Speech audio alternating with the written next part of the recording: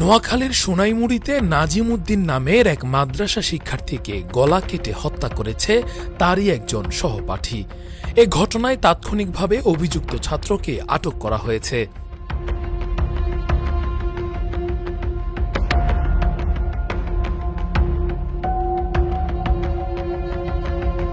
গতকাল সোমবার গণমাধ্যমকে বিষয়টি নিশ্চিত করেছেন সোনাইমুড়ি থানার ভারপ্রাপ্ত কর্মকর্তা মোহাম্মদ খুরশেদ আলম।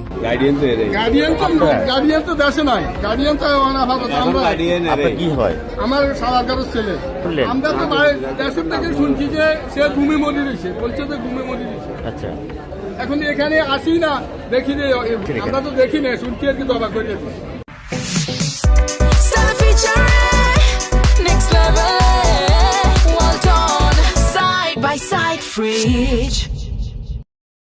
রোববার দিবাগত রাত 2:30টার দিকে উপজেলার সোনাইমুড়ি পৌরসভার 6 নম্বর ওয়ার্ডের বাটরা আল মাদ্রাসাতুল ইসলামিয়া মাখফুনুল উলুম মাদ্রাসায় এই ঘটনা ঘটে।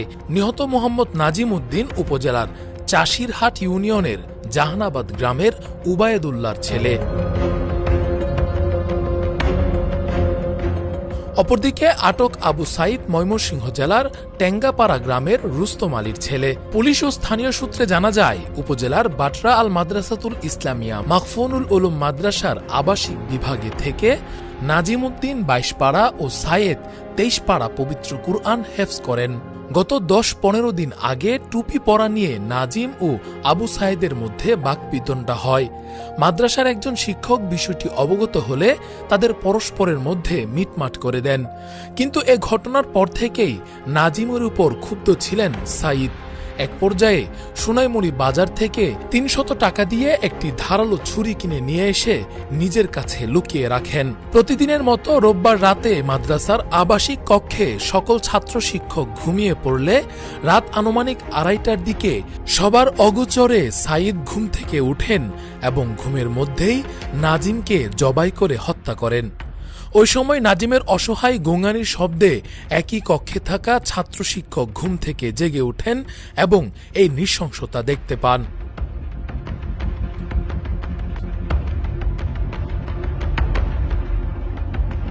সোনাইমুড়ি থানার ভারপ্রাপ্ত কর্মকর্তা মোহাম্মদ খুরশেদ আলম বলেন, খবর পেয়ে ভোররাতেই পুলিশ ঘটনাস্থলে যায়। অভিযুক্ত ছাত্রকে পুলিশ হেফাজতে নেওয়া হয়েছে এবং হত্যাকাণ্ডে ব্যবহৃত ছুরি জব্দ করা হয়। টুপি পরা নিয়ে 2 ছাত্রের মধ্যে বিরোধের সূত্র ধরে এ হত্যাকাণ্ড ঘটে। লাশের সুরতহাল শেষে